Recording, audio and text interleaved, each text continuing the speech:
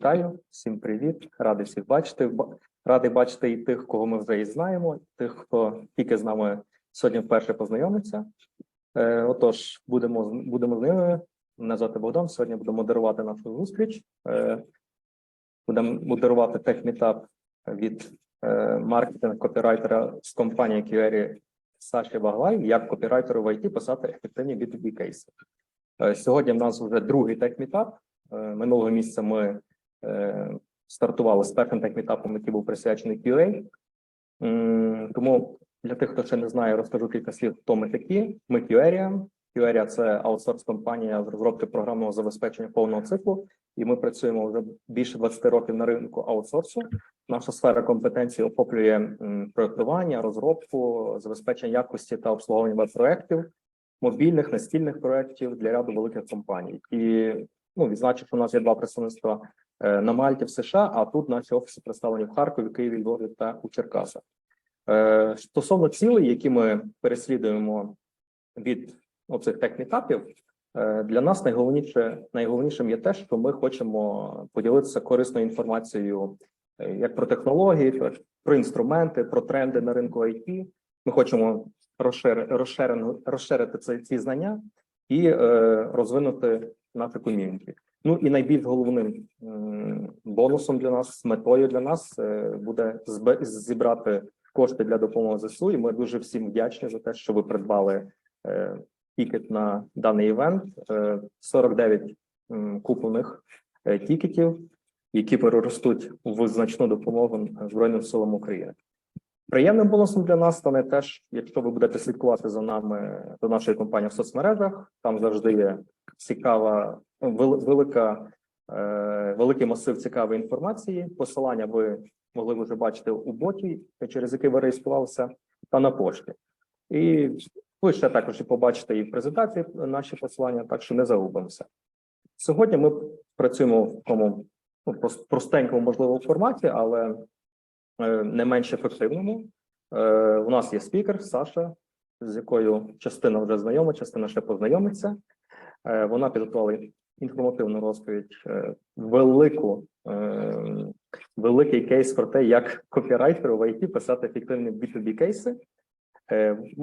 Ми послухаємо Сашу, і після доповіді ми будемо мати час на запитання, відповіді тощо. Всі питання, які у вас виникатимуть до Саші, ви можете писати в чаті впродовж її доповіді, а вже ми їх не загубимо, звичайно, а після доповіді вже і обговоримо всі питання.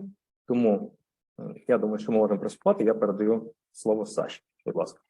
Супер, Богдан, дуже тобі дякую. В мене є, перше, дуже дякую всім, хто придбав квитки на цей івент, всім, хто доєднався. Як завжди, спочатку в нас буде трохи бібім-бібім, гості приходять, все нормально, свято розпочинається. Я скажу, що в мене є ще одна ціль і чому я погодилася, чому я хотіла зробити цей івент, тому що я знаю багато людей, котрі є зараз на цьому івенті, вони зі мною погодяться. То ще рік тому, можемо сказати так, ще на початку цього року було дуже багато івентів у наших поганих сусідів, на котрі всі ходили, вони всі були російськомовні, і всі ми там так чи інакше іноді там якось тусувалися, чи хоча б просто знали, що вони є, і якось так на них дивилися. Таких дуже великих івентів у нас було значно менше, і зараз я дуже сподіваюся, що ми просто виростемо десь там ще за півроку. Вже є багато крутих івентів і ще буде більше. І я вважаю, що це такий вклад в те, що ми робимо, ходимо, дивимося, слухаємо один одного українською мовою, вчимося один одного, бо наш досвід, котрий в нас вже є, він повністю вже відірваний від тієї системи, він новий, він орієнтований на наші проблеми, на наші задачі, на західний ринок так само, тому що там більш він технологічний, демократичний та інший. І для мене це дуже важливо, щоб ми ходили на і проводили такі івенти. І тут ви, як розумієте, другий дисклеймер, це буде перший більш-менш значущий івент, котрий я буду проводити українською мовою, і я дуже стараюся, я Обіцяю, що я стану краще, але прошу вибачення за те, що іноді якісь, може, русізми чи якийсь суржик буде нас наздоганяти. Так, але все, 19:10, вже 10 хвилин зв'язку чи світла, чи щось ми забрали на організаційні моменти. Починаємо. Як я вже сказала, я знаю досить багато людей, котрих прийшов на цей івент. Я, може, не знаю особисто, але слідкую за вашою роботою, чи бачу вас в групах там копірайтерів, чи маркетингу і то саме. Тому я абсолютно впевнена, що ви знаєте, що таке кейси, хоча б приблизно, яка в них структура, і загалом чому це норм контент. Тому я буду фокусуватися, по-перше, на якомусь своєму досвіді, як я це бачу, які класні штуки можна зробити, які проблеми виникають в IT порівняно з іншими сферами, в котрих теж описуються кейси, і як ми їх намагаємося вирішувати, чи якщо не можемо вирішити, як ми кажемо, ну все, ну буде так, коли це можна робити, а коли це робити не треба. Будемо говорити про те, навіщо ця Марокко потрібна, бо це дійсно Марокко, да, це окремий вид напрягу писати кейс. Будемо говорити про те, коли їх писати, а коли можна обійтись. Трошки про внутрішню кухню, як ми їх збираємо, які питання задавати, які питання не задавати. Я хочу поговорити про роботу з експертами, тому що від того, як ми з ними працюємо, залежить якість нашої інформації, якими б крутими ми копірайтерами не були, без експерту з нашої сторони чи зі сторони клієнта, ну, нормального кейсу не получиться, якщо ми робимо це етично, тобто ми не брешемо в тому, що ми пишемо. Етичні інформації, я знаю, що Богдан хитає головою, тому що він підозрює, що часу в нас не вистачить, але це моє хобі. І якщо я зможу це всунути, я буду старатись, намагатись. Окей, ну що, починаємо. Єдиний момент, я буду поглядати в чат, але якщо там будуть якісь питання, на які потрібно відповідати більш-менш розгорнуто, то я все ж таки буду намагатися це робити в кінці виступу, тому що, по-перше, може бути таке, що ви вже почуєте відповідь на своє питання протягом виступу. Ну і ще я така людина, що я почну відповідати, і тут 2 години ми будемо сидіти, тільки на оцих відповідях. І так, маркетинг, кейс, стадія. Я скажу так, якщо навіть зараз відключиться, не дай Бог, світло, чи щось таке буде, але ми закінчимо розбирати оцей слайд, це буде вже достатньо добре. Тому що, як я сказала, всі знають, що таке кейси, але коли починаєш питати, дати якийсь нормальний термін чи пояснити узагальнено, то варіантів відповіді дуже багато. Звичайно, людина не скаже «я не знаю», але варіантів дуже багато. Тобто, що ми маємо зрозуміти з цього визначення, котре я взяла з якоїсь там американської асоціації цих кейс-седелів, їх, як ви розумієте, дуже багато. І що це? Тип маркетингового контенту. Про що це нам каже? Що це не просто якась там переписка з друзями чи щось ще. Ми це робимо для того, щоб просувати і продавати. Розповідає історію. Історія теж дуже важливе слово тут, тому що історія – це наративна форма, яка має початок, розвиток, тобто середину і кінець. І якщо кейс ваш не відповідає поняттю історія, то це вже не дуже кейс. І про це ми теж ще трошки поговоримо. Я іноді чую таку, вибачте, дурню, коли кажуть, що весь ваш контент має розповідати історію. Це дуже круто звучить, але насправді історія – це певна форма, це певний термін. І, звичайно, якщо казати глобально, то все, що ми пишемо, все, що ми робимо, це так чи інакше історія нашого бренду, але це дуже загально і дуже красиво і не зовсім правда. Якщо ви візьмете там історію, статтю how to, там, як керувати віддаленою QA-командою, то це не історія, це там 5 пунктів, котрі ви поставили один за одним, чи можете поставити якимось там іншим чином. Не кожен контент є історією, а кейс є історією. І тут важливий момент, знов-таки, це історія клієнта, це не ваша історія. Знов-таки буду про це говорити. Це є проблема і в моїх кейсах, і в дуже багатьох кейсах, які є. Ми розповідаємо про себе, ми розповідаємо максимально фокусуючись на тому, ми зробили, але це насправді історія того, як завдяки нашій роботі клієнт досяг певного успіху. І я впевнена, що є тут люди, котрі зараз там кивають головою, типу, ну це дійсно зрозуміло. Але коли доходить до того, щоб це писати, і інформації мало, то ми починаємо вже там якось танцювати на сковорідці, і це все знов перетворюється в історію про нас. Чому... ще тут не дорозказала. Історія успіху. Важливо, тому що все ж таки ми продаємо. І якщо ми допомогли комусь провалитися, про це ми, звичайно, не будемо писати. Але це не обов'язково тільки історія успіху. Це не обов'язково тільки історія, як було погано, ми прийшли і стало відразу дуже добре. Ні. Тобто там можуть бути якісь там блоки на цій дорозі, там можуть бути якісь проблеми додаткові, які виникли, яких ми не могли передбачити, чи могли передбачити і не передбачили.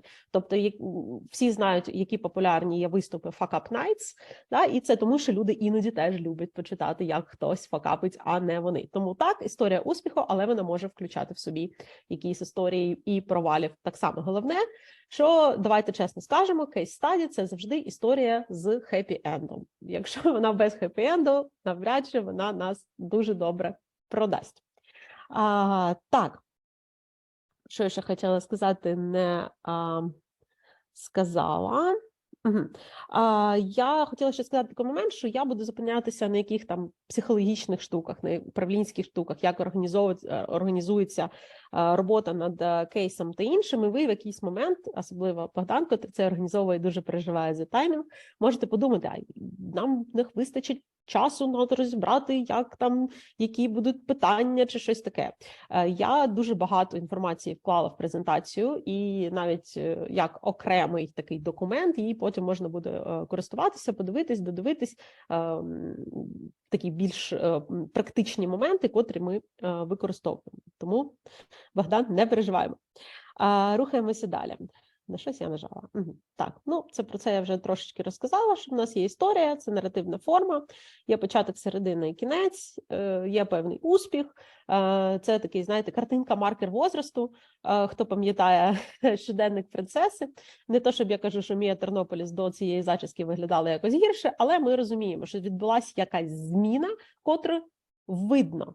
І це ще один дуже важливий момент, про який ми будемо говорити, про який я почну говорити прямо зараз. Якщо у вас немає вимірюваного, видного результату, кейс не вийде.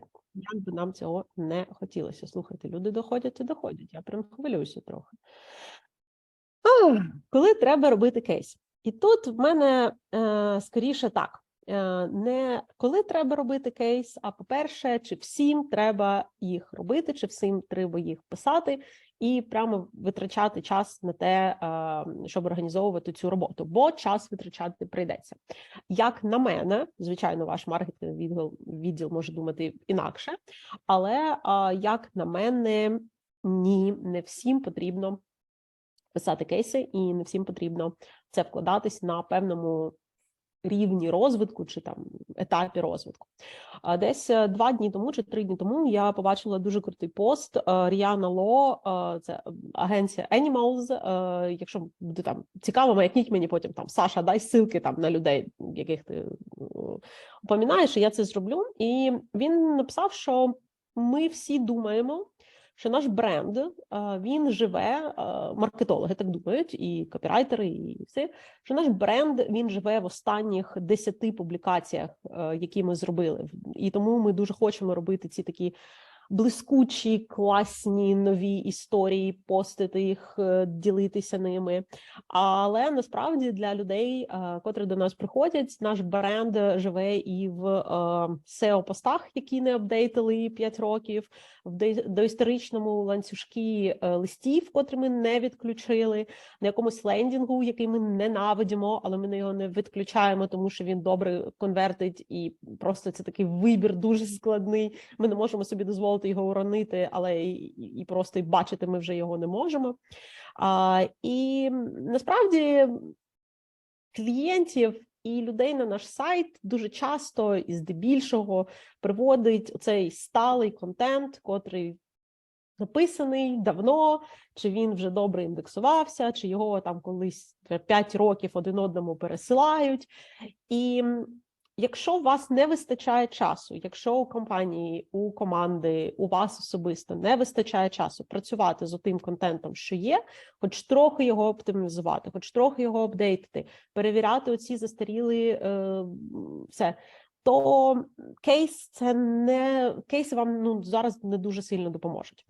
Я про це розповідаю в такому контексті, тому що я все ж таки думаю, що більшість з вас працює не тільки з кейсами, і хоче працювати не тільки з кейсами, а і стратегічно якось підходити до контенту, з яким ви працюєте. Тому, коли ви приходите в компанію і є упор на кейси, а потім кажуть, що там нема результату, який ми сподівалися, то може це не тільки від кейсів. Тобто, повторюся, не завжди з кейсів треба починати, вони потребують досить багато уваги і досить багато роботи. І якщо не робиться вся інша робота, це не SEO-контент, він дуже залежить від дистрибуції, його треба вміти переробляти для селзів, тобто не, як сказати, не silver bullet, да, не срібна куля, 100-500 клієнтів він вам відразу не приведе. Тому, якщо того нема, можете трошечки почекати, перш ніж вкладатися.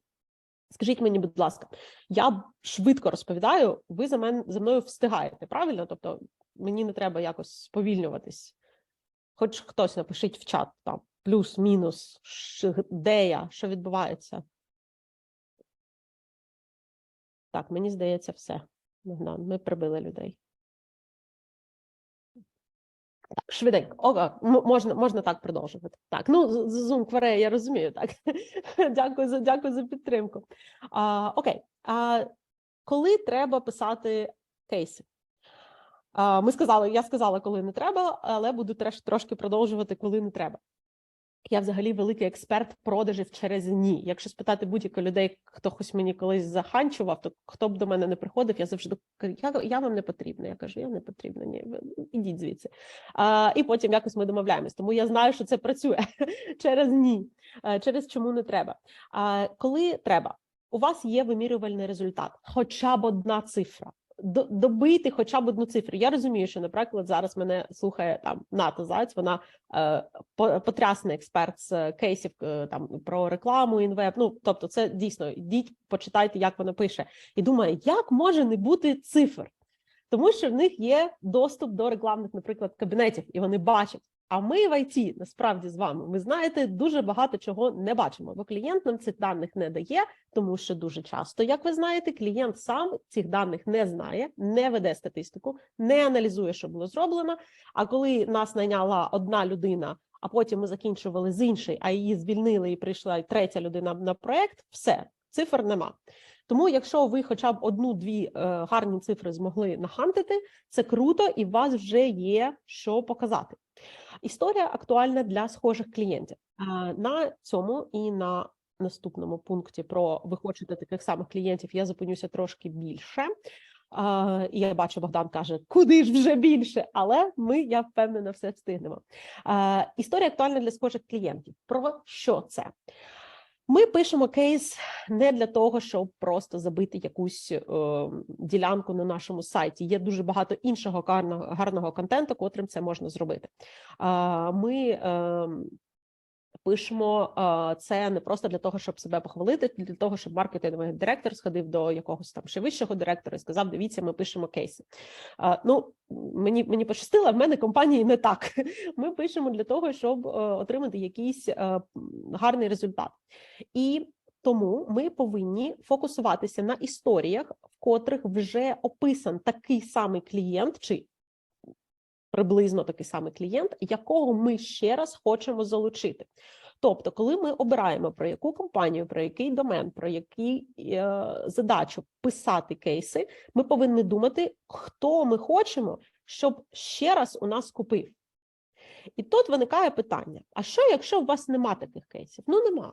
Тобто ви повністю перепрофілювалися, ви працювали, ви вирішували якісь, у вас є кейси 5-річної давності, які вирішували задачі, які ви зараз не вирішуєте, бо у вас немає таких спеціалістів, чи ви не хочете вирішувати, бо це дешево і неефективно, чи, наприклад, всі вже це зробили, тобто мігрували там з однієї системи в іншу, і там майже нікого не залишилось на ринку з нормальних гравців, хто цього не зробив. Чи варто писати такий кейс? Я не можу, я ж не ставлю діагнози по фотографії, так, тобто я не можу сказати, ні, категорично не писати. Але подумайте, чи варто на це витрачати час? Якщо клієнт, котрий зараз буде читати цей кейс, якось там він на нього попав, не зможе себе чи свою задачу впізнати в тому, що ви описали.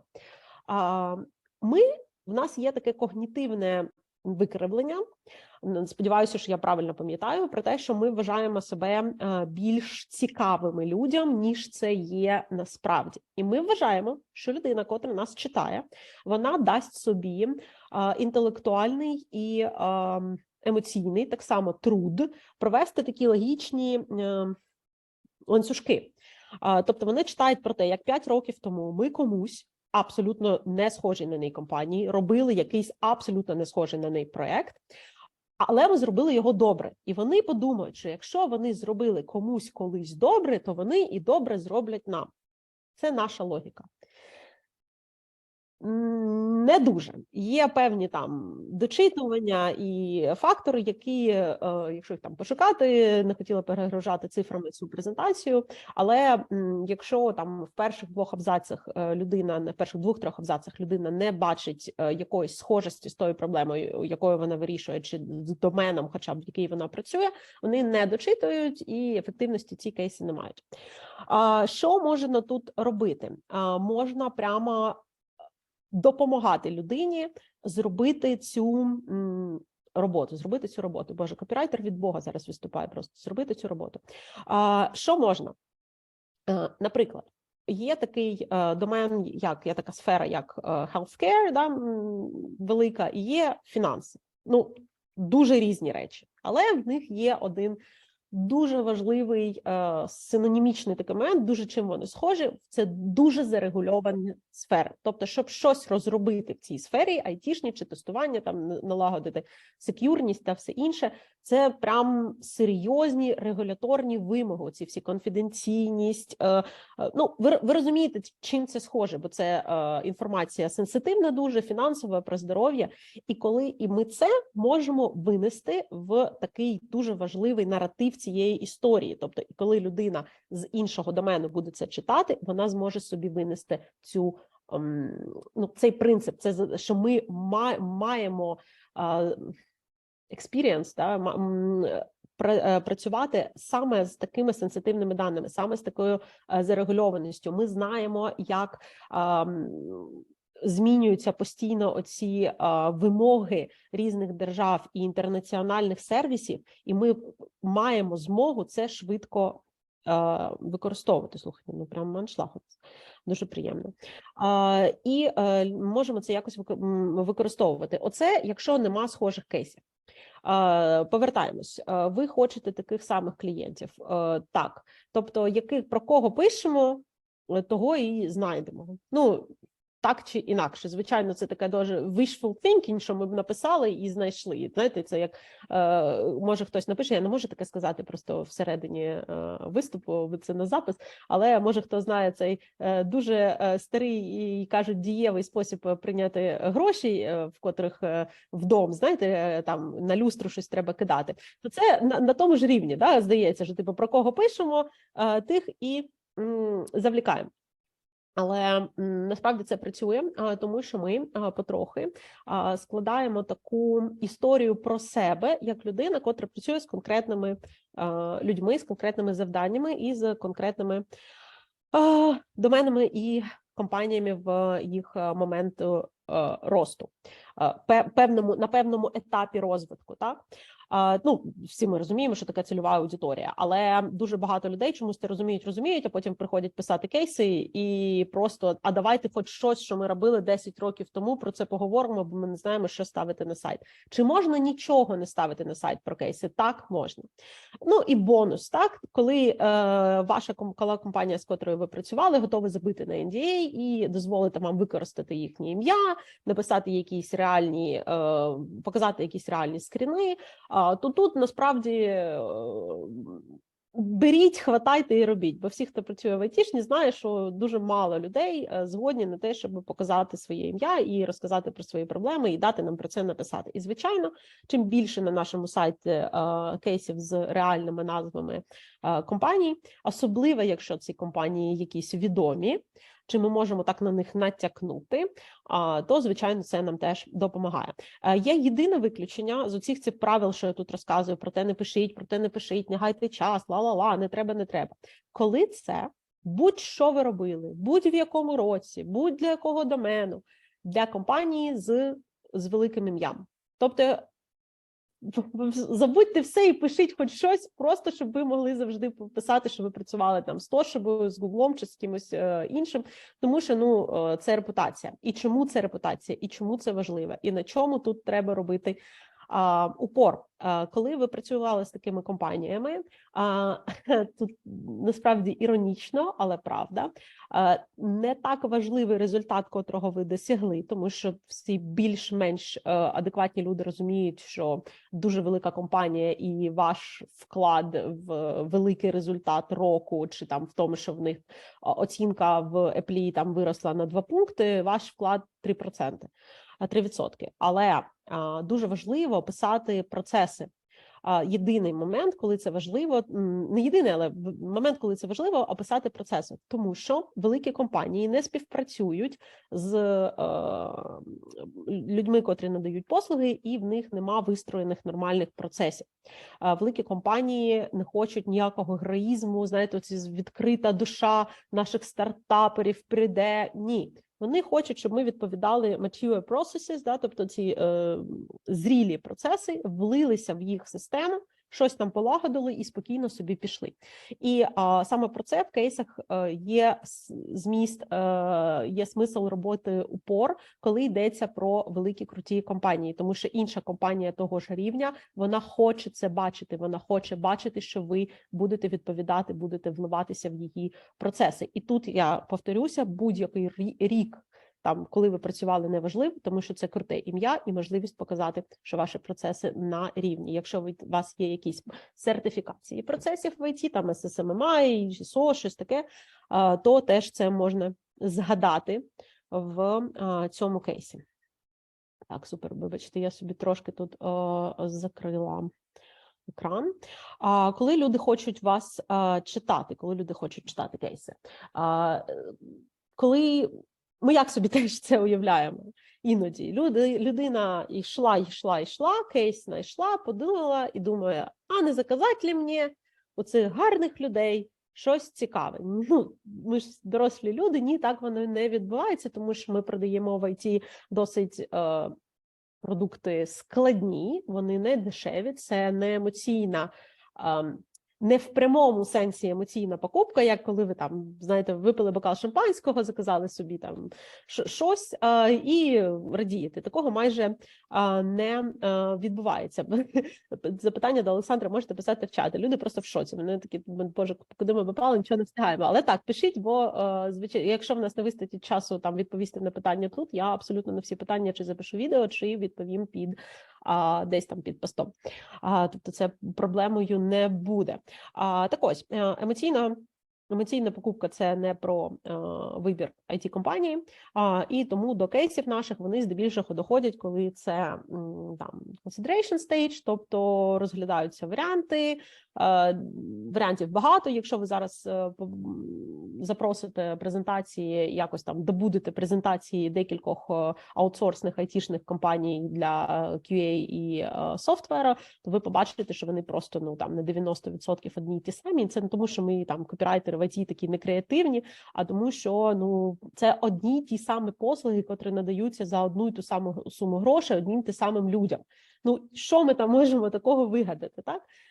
Тому кейс – це наша можливість виділитись серед інших людей. Ну і, звичайно, на decision stage, коли людина приймає вже рішення і їй потрібен поштовх. І знов-таки, чому кейс в цьому випадку більш важливий, більш адекватний, тому що кейс – це така форма більш нативна. Ми не продаємо в лоб, ми не кажемо «Привіт, клієнт, ми вирішимо отаку проблему». Ми кажемо «Ось був клієнт, і як він отримав класний успіх завдяки отакому вирішенню проблеми». І людина себе в цій історії знаходить і приймає рішення, обрати нас чи ні. І тут я хочу вам сказати такий момент, що компанія не приймає рішення. Приймає рішення кожна конкретна людина. Теж впевнена, ви це знаєте і розумієте, але сама про це іноді забуваю, коли пишу як для якогось там безлікого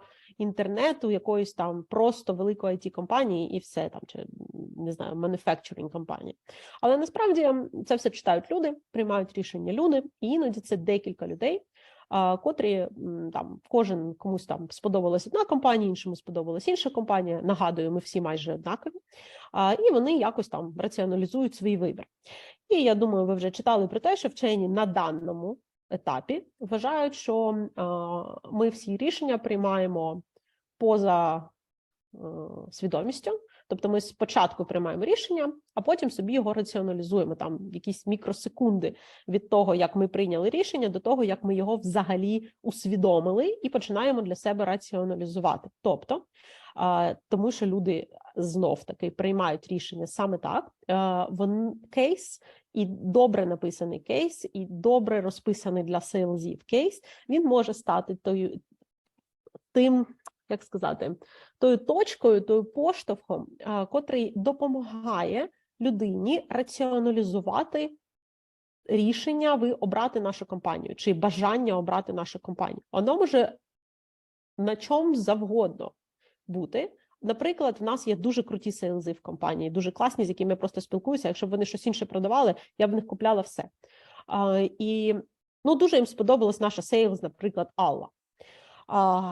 Він же не може прийти, і вона не може прийти, я кажу, сподобалась як людина, прийти і сказати, от знаєте, такий класний сейлз, давайте в них купимо. Ні. Потрібна якась раціоналізація.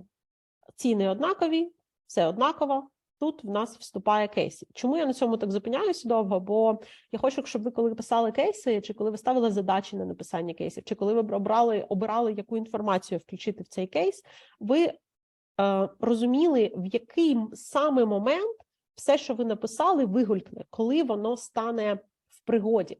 І воно людині стає в пригоді, коли їй треба раціоналізувати, чи вибрати когось з однакових варіантів. А це дуже виснажує. Ви допомагаєте цим клієнту прийняти рішення, з котрим йому потім буде, я дуже сподіваюся, добре. І виходить, я не знаю вашу ситуацію, не знаю про що ви пишете, але виходячи з цього, будь ласка, теж обирайте факти. І я завжди собі намагаюся уявляти таких двох людей, там, наприклад, це CTO, там, чи хтось ще інший, і один обрав нашу компанію, а інший обрав другу компанію. І вони їм треба раціоналізувати свій вибір, правильно, бо всім там хтось сподобався, чи гроші, чи я не знаю що, і вони такі виймають цей кейс і просто по ньому розказують, чому саме нас вони повинні обрати. Це мені допомагає. Не можу сказати більш серйозно до цього ставитися, але з більшим азартом про це писати. Так, і знову я щось поламала. Так, окей, наше це все. В нас взагалі в кейсах дві мети. Показати, не знаю, чому в цій послідовності я написала, показати результат, що можна виміряти, тому що все, що ми не можна виміряти, це просто історії. Не завжди, але здебільшого все, що не можна виміряти, можна просто... це просто такий бла-бла-бла трошки, він теж дає ефект, але кейс без жодної цифри це дуже тоскливо, і нам потрібно показувати не тільки цифри, тому що вони красиві, тому що там було 15%, стало 50%, чи там було 90% помилок, а стало 10% там цих кращих, чи щось там таке. А тому що якщо в нас є вимірювальний результат, то значить нам це важливо, ми цим займались, ми вимірювали, ми розуміємо, що ми міряємо, ми дивимося на це. Це не просто процес, ми взяли там скоп проекту з вересня по лютий і щось там робили. Ні, нам цікава саме інформація про, result-oriented, нічого немає зараз ціннішого з моєї точки зору. І доказати релевантність і актуальність. І про це я казала, коли казала про те, що ми пишемо тільки про клієнтів. Не тільки, але фокусуємося на тих клієнтських історіях, котрі ми хочемо так чи інакше заскейлити і повторити. Ми повинні показувати релевантність роботи з певними технологіями, з завданнями, котрі є зараз, а не які були 3 роки тому, з актуальність для конкретного ринку, наприклад, чи актуальність для проблем, котрі виникли в останні 3 місяці і будуть з нами ще якийсь рік. І кейси показують саме це. Вони показують нашу релевантність, актуальність, адекватність тим проблемам, котрі є на ринку, і нашу адекватну можливість їх вирішити. Звичайно, якщо вони нормально написані.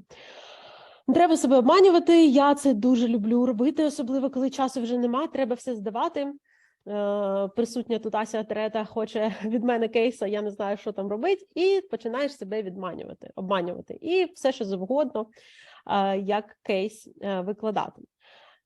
Кейс – це не user story, тобто не розказ про те, який функціонал використовується юзером, як ні, це не воно.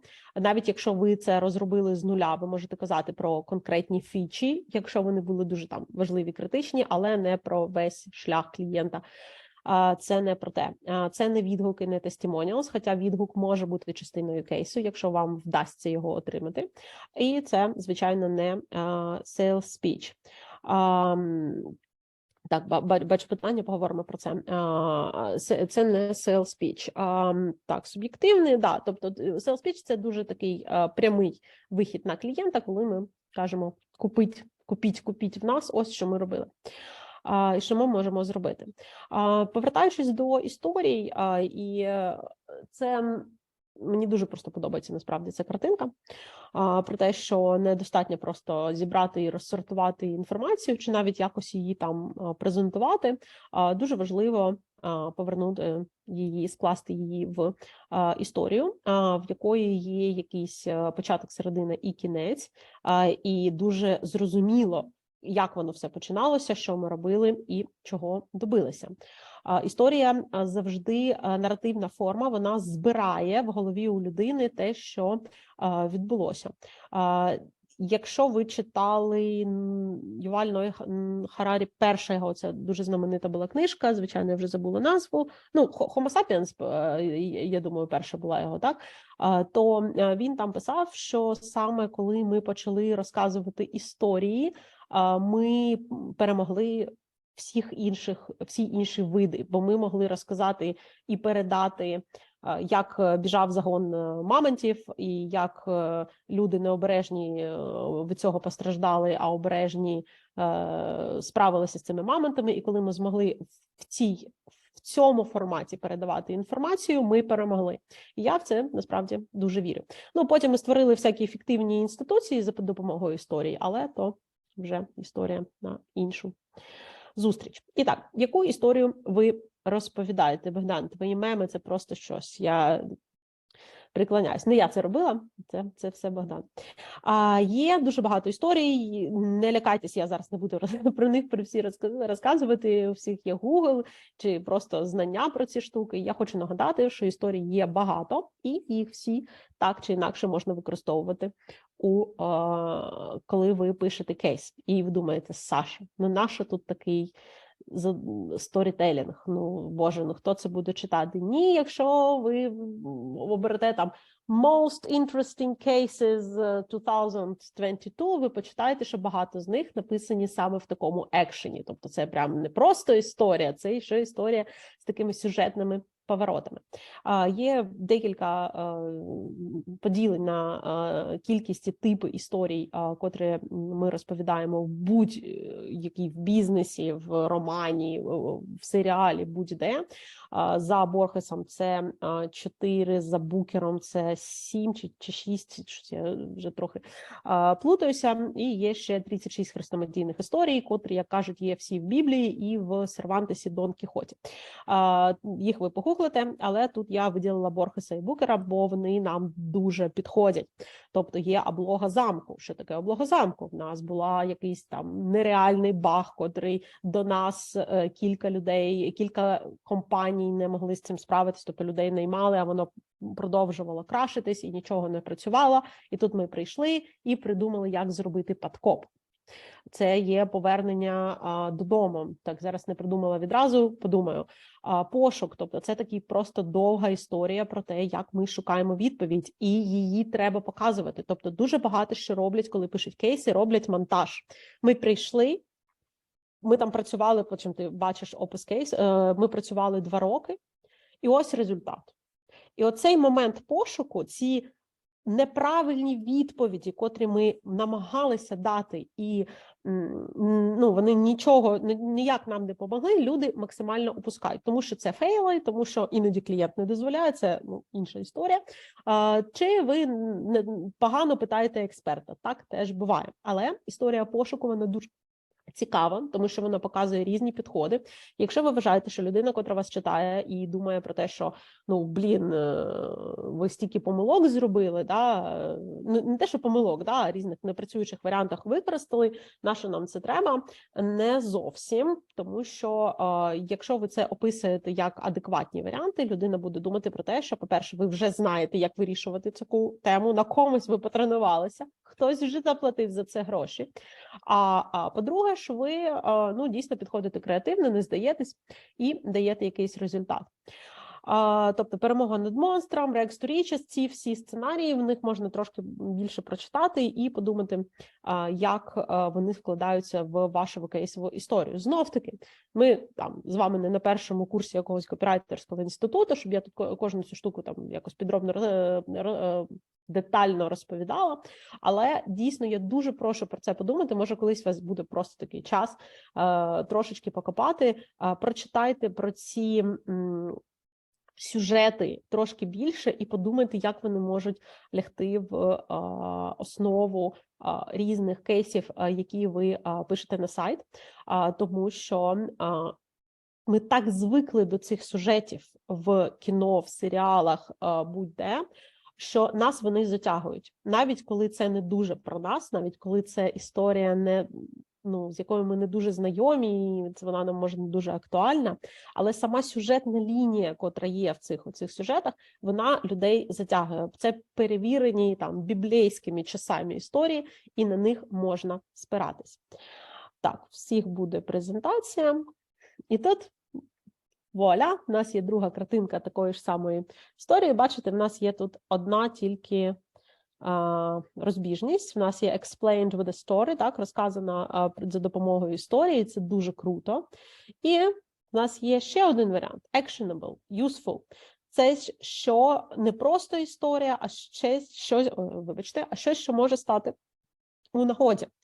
І це винесено сюди, тому що дуже багато питають, а чи треба в кейсі додавати якусь інформацію, як сказати, яка може бути використана відразу як така, як корисна, як то, що людина взяла, щось для себе зрозуміла і пішла, сама зробила, як там how-to стаття.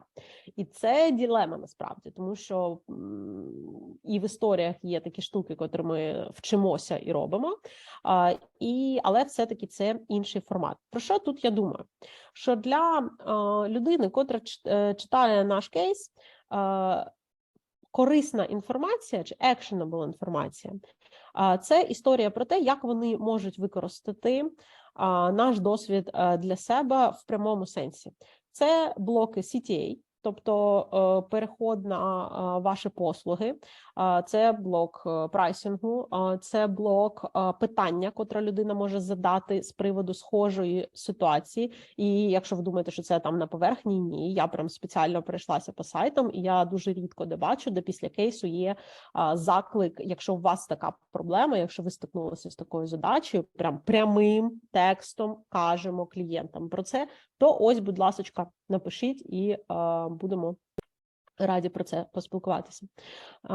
Так, бачу, вибачте, зараз в мене кудись вже заліз чат. Я трошки вип'ю водички, бачу питання.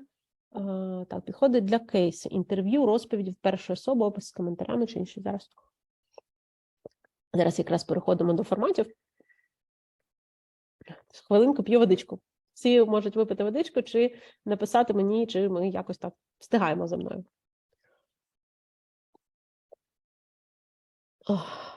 Так, дякую за цей період. Можна так зробити. Базова структура кейсу. Якраз ми до неї йдемо. Чому я написала базово? Тому що Юля мене випередила, варіантів є дуже багато. Інтерв'ю, розповідь від першої особи, і це може бути яка різна особа. Це може бути наш експерт, котрий розповідає, це може бути людина з сторони клієнта, якщо вам дуже-дуже пощастило, чи просто опис один за одним. Класична схема тут на слайді. І інтерв'ю – це інтерв'ю, навіть якщо вона розповідає про те, як ми над чимось працювали, тому що інтерв'ю здебільшого це в нього інша логічна структура. Це питання-відповідь, вони там один за одним цепляються, але воно не буде так плавно розповідати по цій базовій схемі, яка була задача, як вирішували, який результат. Звичайно, його можна так конструювати, і це буде там якась форма кейсу, але якщо ми беремо прям там класичну школу і курси, які дають там маркетингові агенції, там великі і все інше, то класична схема на екрані.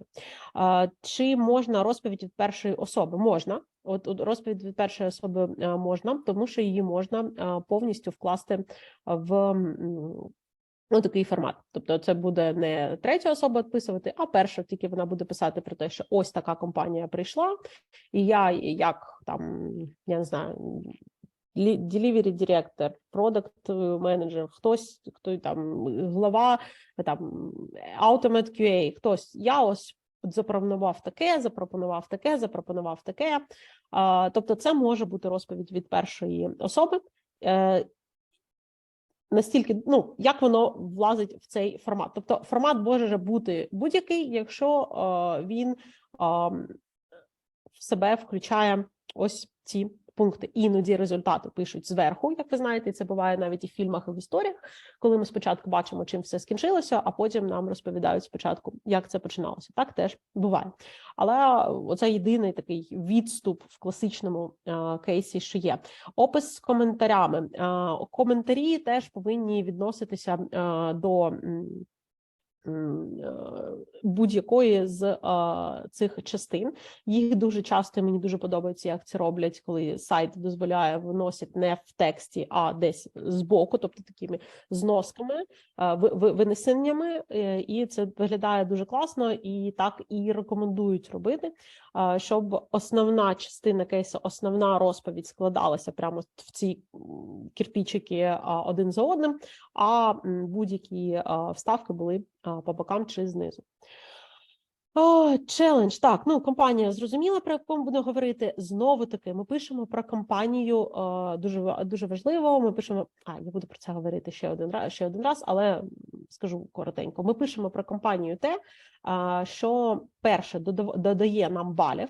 Тобто, якщо це дуже глобальна компанія і вона нас взяла на борт, то це додає нам балів. А якщо там ми просто пишемо місію цієї компанії, то не дуже зрозуміло, яку нашу нам це, як нам це вигідно, да, як людям, котрі себе так чи інакше продають. І тому ми пишемо, наприклад, те, що інші компанії прочитають і побачать для себе, що це може бути, скільки людей в компанії, на яку там систему перейшла компанія, на якому ринку вона працює. чи глобальний, чи це локальний ринок. Може, наприклад, в компанії були проблеми після якихось там, після пандемії, наприклад, да, це дуже актуально, досі дуже актуальна тема, ці постпандемійні перестройки і проблеми. Тобто ми виносимо в цю категорію те, що ми хочемо, щоб потенціальні клієнти прочитали про себе. Тобто вони будуть читати про іншу компанію, але як про себе. Яких клієнтів ми хочемо, так? Тобто, якщо ми хочемо клієнтів, щоб в них там десь від 200 було employees, то ми прям педалюємо цю тему.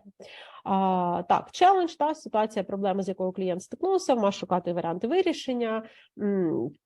Дуже акуратно я прошу писати завжди оці челенджі, бо коли розмовляєш з експертами, вони чи там з нашими виконавцями, вони розказують дуже багато проблем, а коли доходить до вирішення, ми вирішили з них 2.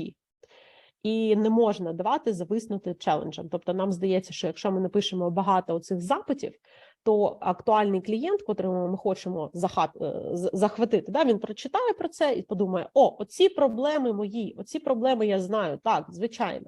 Але якщо ми не можемо показати, як ми кожну з них вирішили, то, вибачте, не працює. Так не працює, тому треба дуже акуратно обирати, які челенджі ви напишете. Наратив того, що ми зробили, щоб клієнт справився з челенджем. Так, тут такий є теж важливий момент. Ми розказуємо, як з нашою допомогою клієнт щось зробив.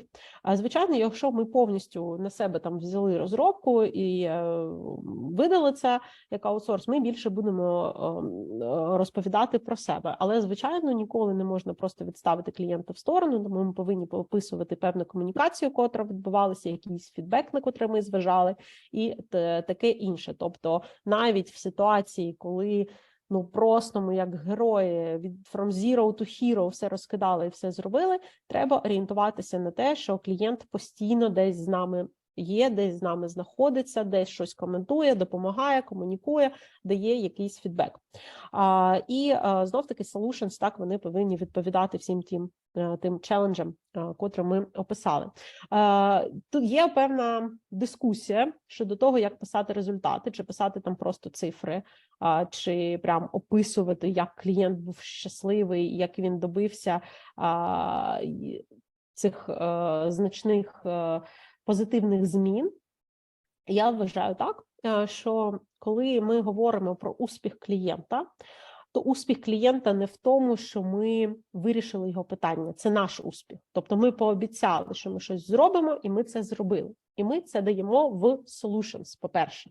Тобто наше завдання – це написати в solutions.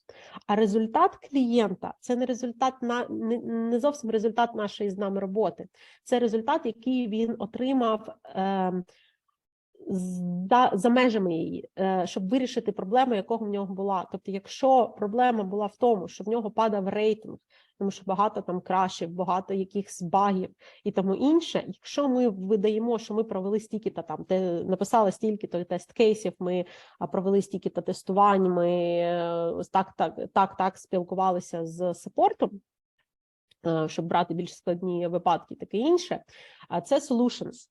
А якщо ми говоримо про те, як виріс рейтинг клієнту, чи, наприклад, я ходжу, потім збираю, це дуже просто зробити, ви заходите в пункти з оцінками в Android, в Apple і дивитесь на там десь період до і після нашої з ними співпраці, і там люди прямо пишуть, наприклад, excellent support, там no, the crash stop, new release, там новий реліз просто офігенно порішав проблеми і таке інше. Оце їхній результат, це те, що вони хотіли. Тобто вони хотіли не з вами добре попрацювати, вони хотіли, щоб їх люди любили і гроші їм платили, там, чи вони перестали втрачати ці гроші. І наскільки ми можемо витягти цей результат, ми його сюди і ставимо. Тому що там реклама стала, вони стали витрачати менше грошей на рекламу, це одне. А чи принесла ця реклама їм успіх на ринку і більше продажів, і там awareness і тому подібне, це трошечки інше, це більш інший рівень. Я кажу іноді про те, що ми в результатах не завжди, ну, звичайно, залежить від ситуації, але дуже круто, коли в результатах про нас вже нічого нема. Коли в результатах вже є тільки про клієнта і про те, як його бізнес розвивається на ринку. Так, ну, testimonials і результат я написала. Процес перемовин з експертами. Богдан дивиться на час, на годинник, я знаю. Так, це слайд натхнений моїми відносинами з моїм турецьким чоловіком. Ада, привіт. Мандаринку будеш? Ні, не хочеться, якщо почищу. І так кожного разу, і так все наше життя вже. Це треба підбирати. Тобто я не знаю, ніхто з вас, може, там не знає мого чоловіка, але просто уявляйте собі оцього трохи капризного султана, якому обов'язково треба почистити мандаринку. Без цього роботи здебільшого не буде. Чому? Тому що здебільшого експерти не розуміють, навіщо нам це треба. В них є свої задачі, є свої проблеми, є свій спринт та інше, і цей проект вже закінчився, треба працювати з новим, і в них майже нема мотивації з вами якось співпрацювати, щодо того дати вам класну інформацію. А в ідеальному світі ви інтерв'юєте клієнта, ви приходите до людей, з котрими вже працювали, в них є аналітика, вони нам її показують. Ви розмовляєте про те, от було отак, а стало отак, а дайте нам відгуки клієнтів, а тому подібне. Це ідеальний світ, котрого майже не існує. Я впевнена, що тут є люди, котрим колись так щастило, і в них була можливість так робити. Особливо, я ж кажу, якщо це не там B2B айтішні, не аутсорс, а такі більш маркетингові історії.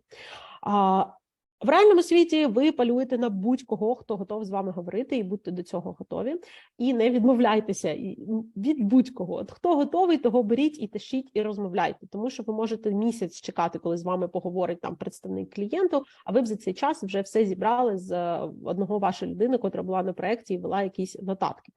І для цього дуже важливо думати про те, як з цими експертами спілкуватися, добиватися їхньої не знаю, розположеності до вас.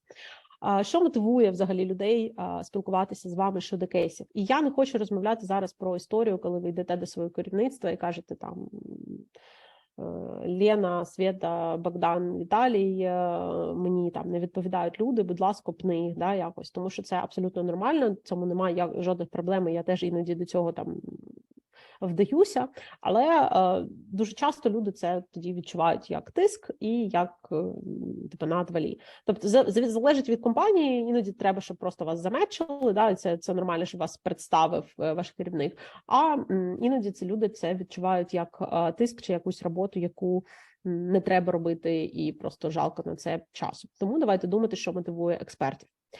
Я бачу, що людей мотивує, коли ви відразу приходите з якимось розумінням ситуації, і в них немає відчуття, що ви зараз займете 3 години їхнього часу, що вони вам просто будуть розповідати про речі якісь дуже базові, так, котрі ви вже повинні знати.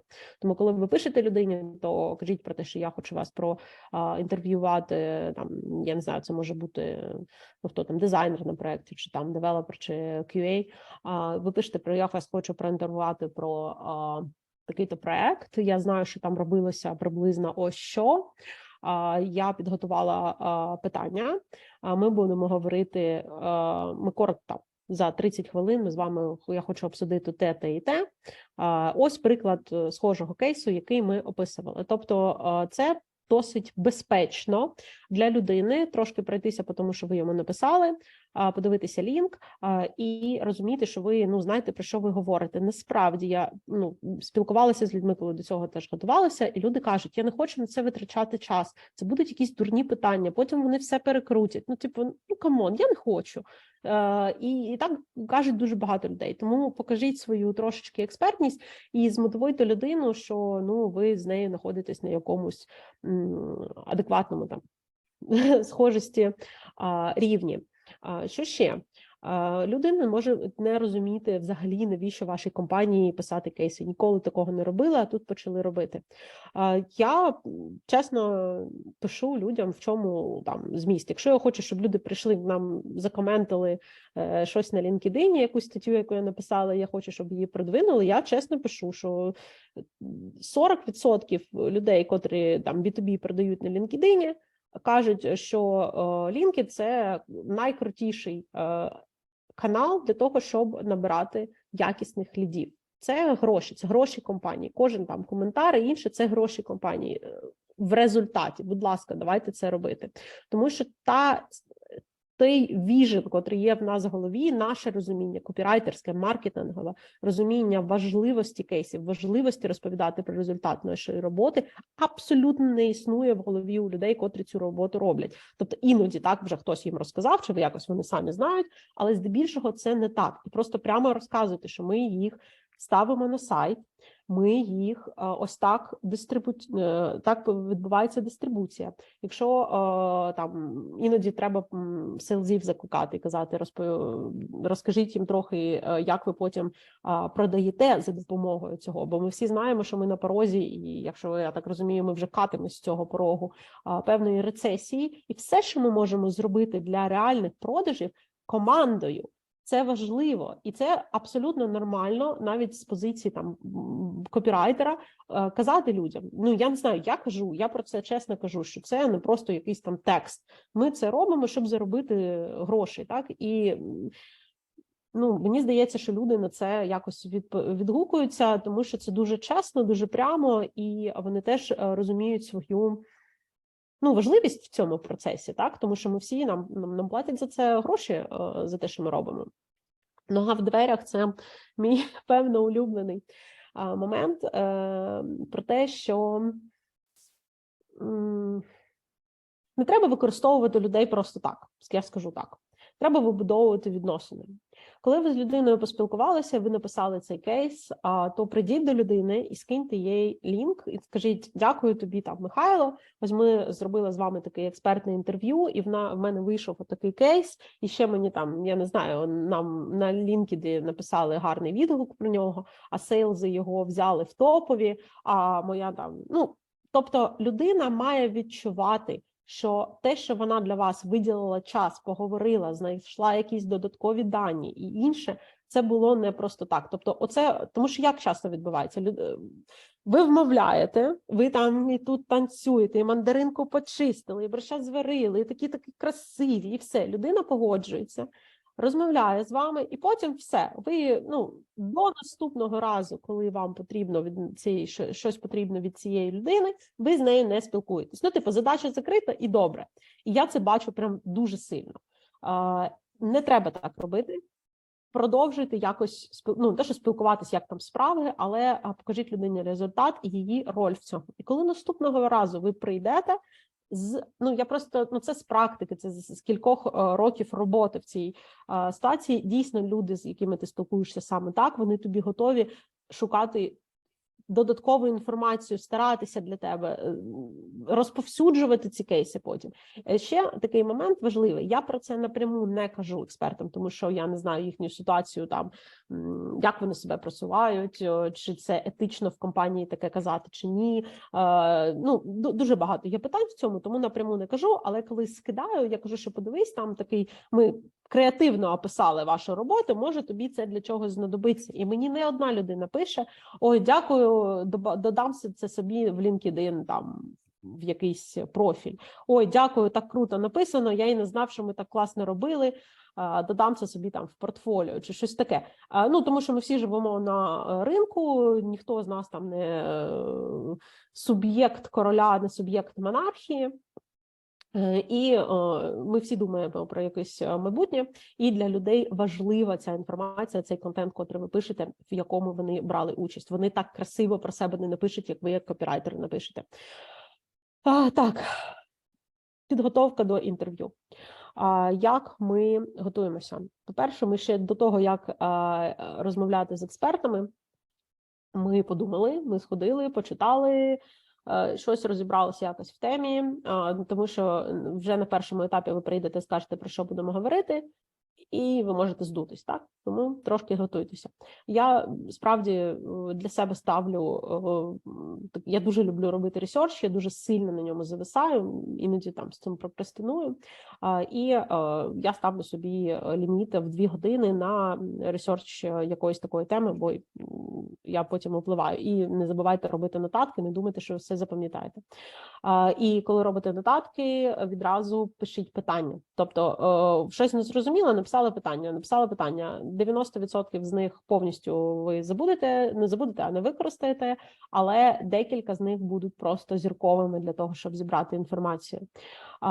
Поговорити з хлопцем-програмістом, це теж маркер возраста, це юмор 20-річної давності про хлопців-програмістів. Насправді будь з ким, хто є в цій професії і може з вами поговорити так, щоб ви задали найтупіші питання і отримали на них відповіді до того, як ви підете до експерта.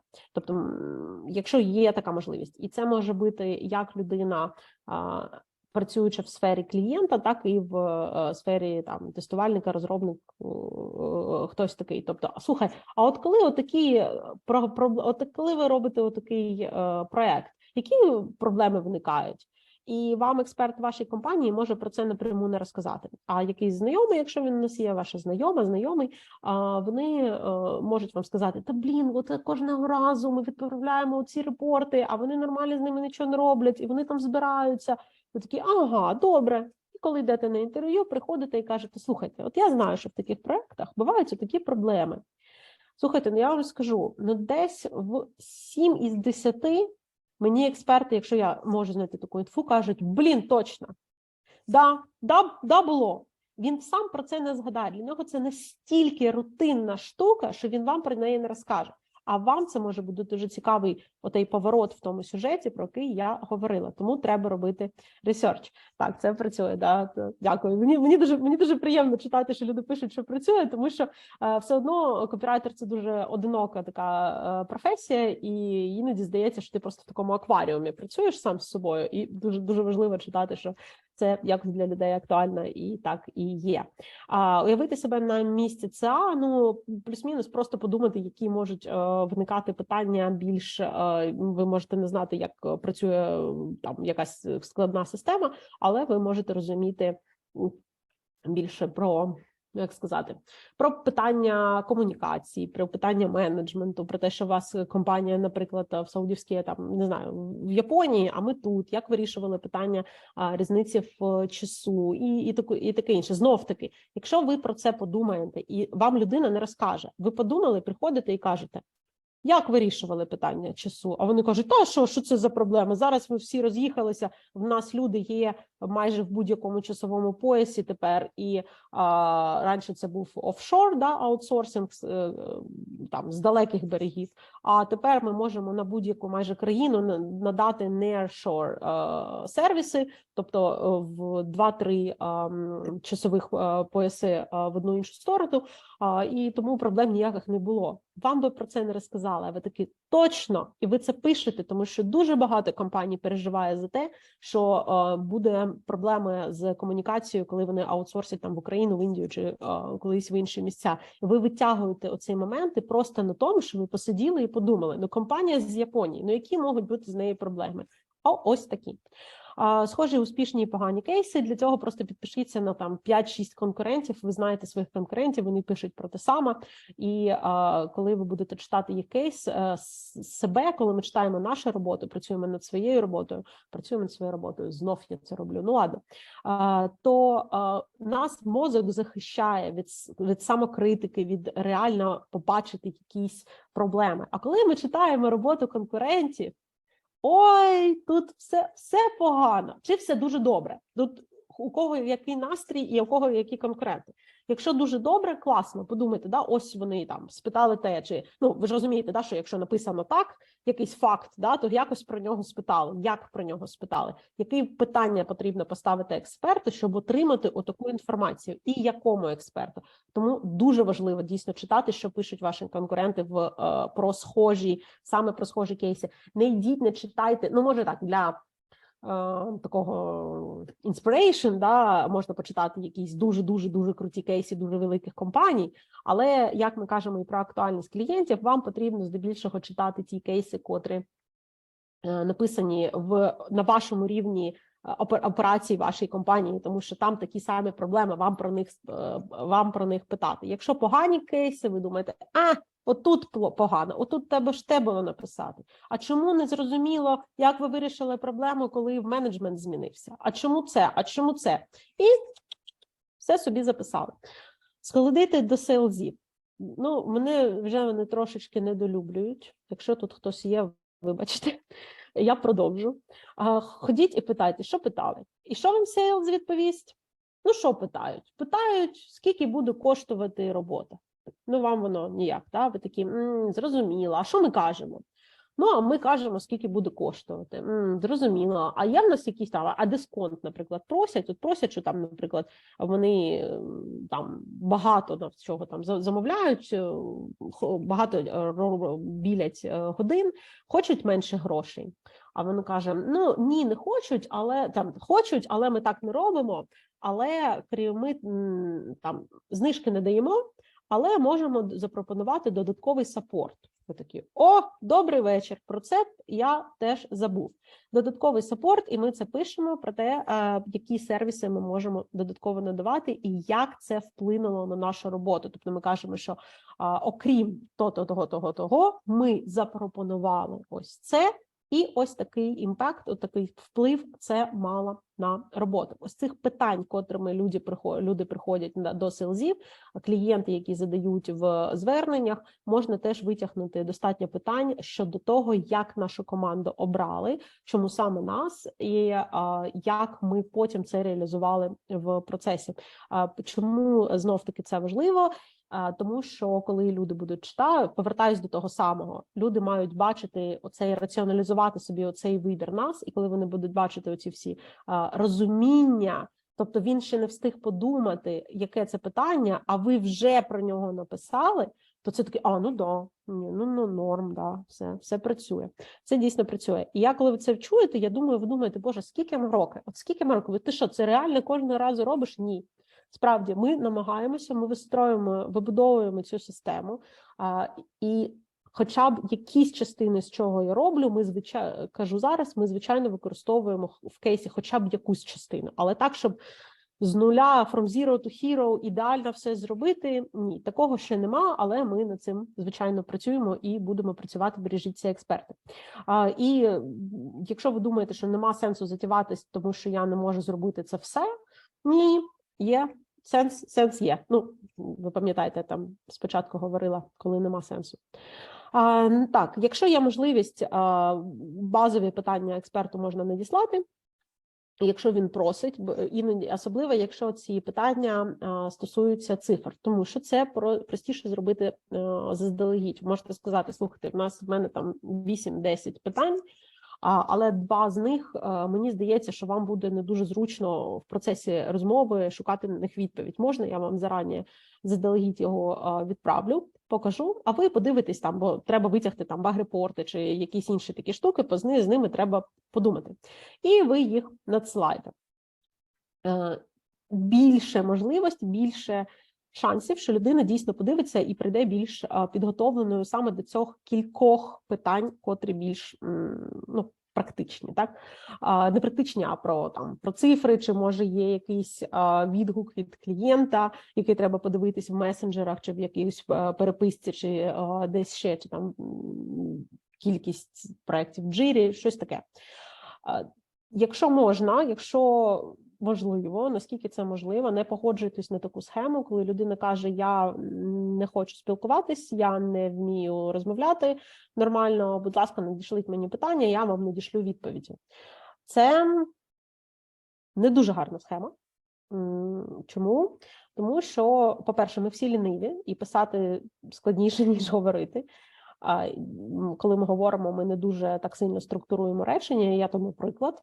Але коли людина пише, вона починає сама себе редагувати досить сильно, і ви отримуєте такий вихолощений текст, який написаний як має бути, а не як насправді було. І зробити з цього нормальний кейс не зовсім реалістично. І другий момент, ви не маєте можливості нормальної задавати follow-up вопроси, тобто питання.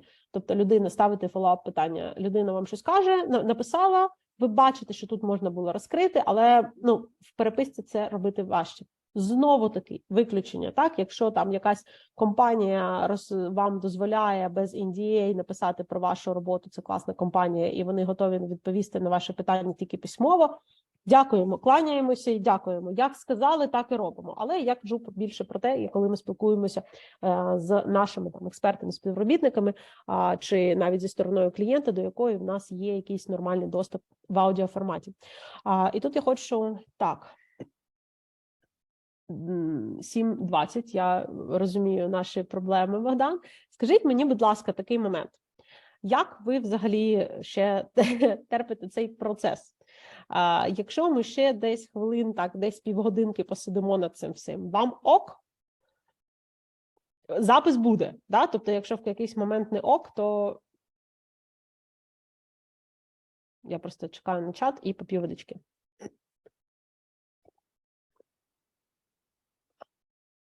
Слухайте, напишіть щось в чат, ви живі там. Якщо працюємо ще півгодинки.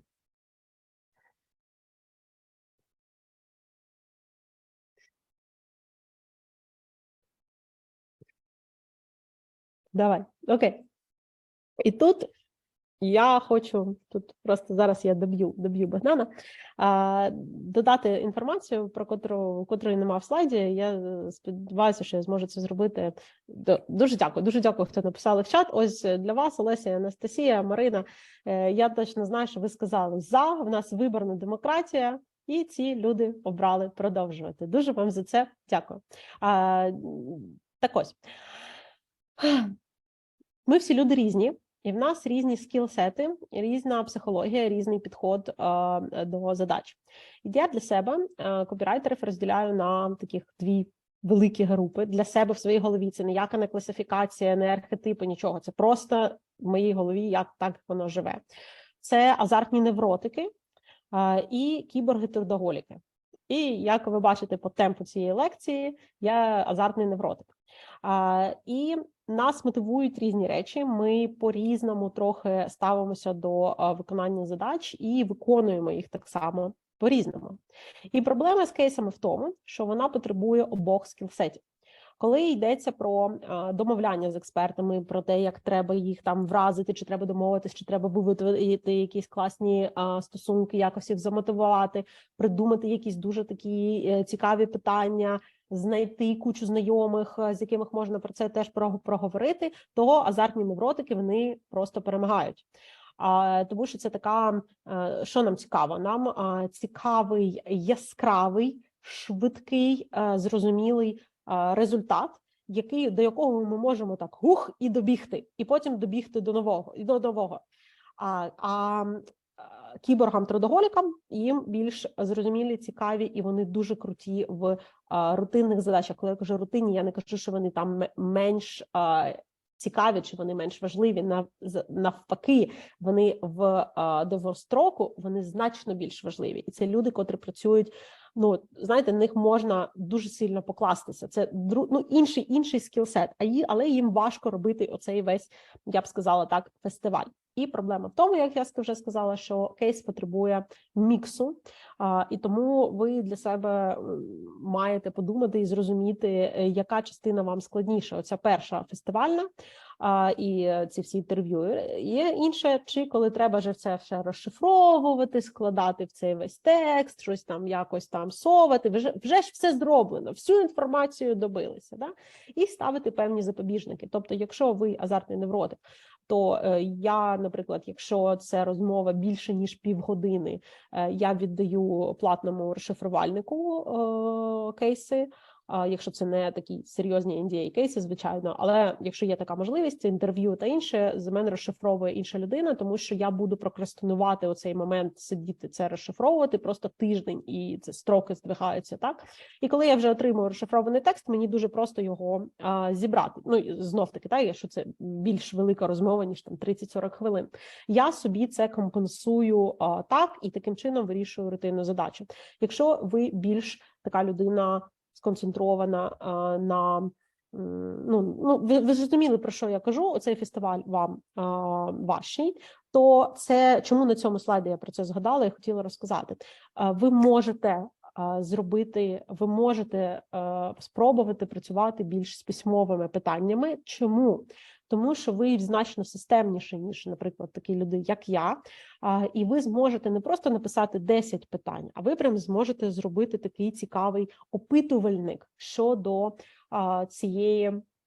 щодо кейсу в такому форматі, і це теж іноді працює, і люди з цікавістю відповідають на ці питання, тому що вони більш системні, вони більш продумані. Я бачила такі опитувальники, і це не я насправді так придумала, про розподіл я придумала, але я знаю людину, яка сказала, я це не можу, що ти робиш, я зробила отакі класні опитувальники, і вона їх розсилає, я кажу, боже, мені таку фігню завжди пишуть. Каже, ні, мені нормально, я почитала, що вона зробила, так, це клас. Але я такого не зможу ніколи. Тому просто розумійте, що кейси – це складно і ще й тому, що вони потребують на різних етапах різної швидкості, різного підходу, різного скілсету. І якщо якась частина вам не вдається, це не це не проблема, це просто ми різні люди, і вам потрібно придумати, таку, знаєте, заглушку. І ще я знаю одну, не заглушку, а, може, неправильне слово використала.